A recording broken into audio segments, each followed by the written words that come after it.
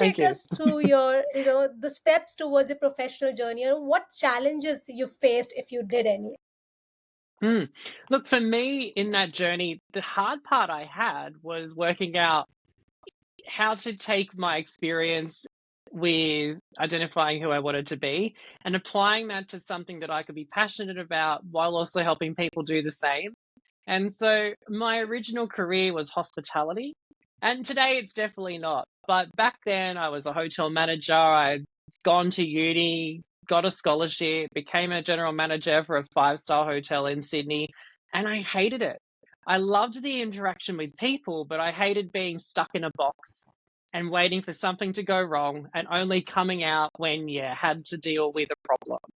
And but the limitations on that for me were authenticity, and you couldn't go above and beyond and exceed expectations in a lot of the places I worked because I had hotel hopped quite a bit thinking maybe this wasn't the hotel for me. So as a general manager, I moved from one hotel to the next hotel to another hotel chain, a brand, thinking maybe it's just not a cultural fit. In the end, I worked out it just wasn't authentic because I was restricted to what I could do, and I just wanted to go above and beyond and make things better. So, in that early phase, I worked out that I was really good at identifying problems, coming up with ways to fix them, and then implementing it, which very quickly led to a career in marketing and public relations where I left the hospitality industry, went back to uni, completed another qualification in marketing Wow. and advertising and PR, and then came back to hospitality, but not as an employee, as a contractor in marketing and advertising strategy, because I knew the industry and I had the education in marketing. So then I came back and I was like, okay, I'm not going to work for you because it's a toxic environment, but I will fix the problems from the outside, and you will listen to me because I'm not an employee, I'm a contractor, and you're kind of paying me more than what you would pay if you hired me anyway. So it was, Amazing, like it the was, attitude. yeah. So it was beneficial. I was like, you know what? I don't want to be part of it, but I want to fix it. But I can't fix it if I'm part of the problem. So I had to leave and come back from the outside in. And that's kind of where my career took me. But at the same time, I was working still in the adult industry. And I met so many different people in that journey that were struggling with their marketing and advertising and their PR.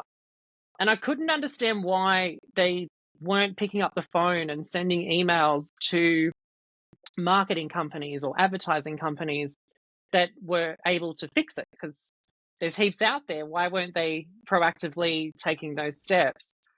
And it turned out that they were, but the response they were getting from these companies was very bluntly, we can't work with you because if we work with you, we will damage our bottom line. We'll lose our bread and butter clients, or we'll scare away all the businesses that are quote unquote normal or part of the mainstream.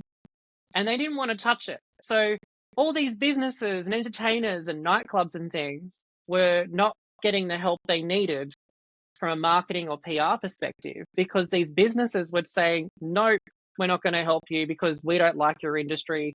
We don't understand it. We're scared we'll lose all of our other businesses. Why would we help you? And I Wow, thought this that is was, a you know, lack of a better way of putting case it, I study. thought they were full of shit.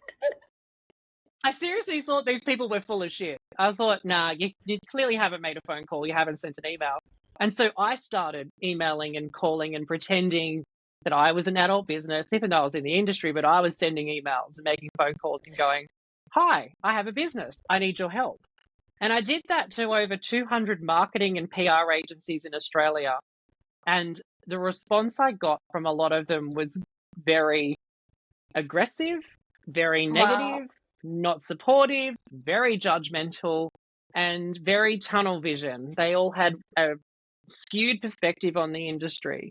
And to me, as a marketer and a publicist, very simply in its essence, and why I love what I do, is that I'm all about solving problems for any product, any business, any service, because I just see it as a product and a business or an industry or a service that needs help to make their business more successful, help them take their business or their career to the next level. I don't care what industry you're in, because as a marketer and a publicist, my job role is to get you there, get you from A to Z.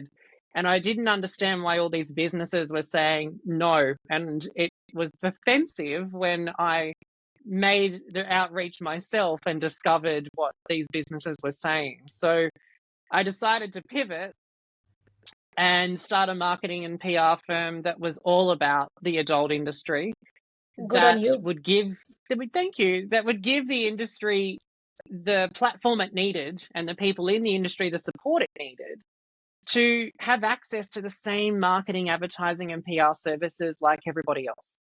I just didn't think it made sense that companies out there and professionals that are out there that have the skills but don't want to use them just because out of fear or misinformation or misunderstanding or judgment that would not help these people or these businesses. So I was like, well, if you're not going to do it, I'll do it. And so that's where that career took me. But Incredible.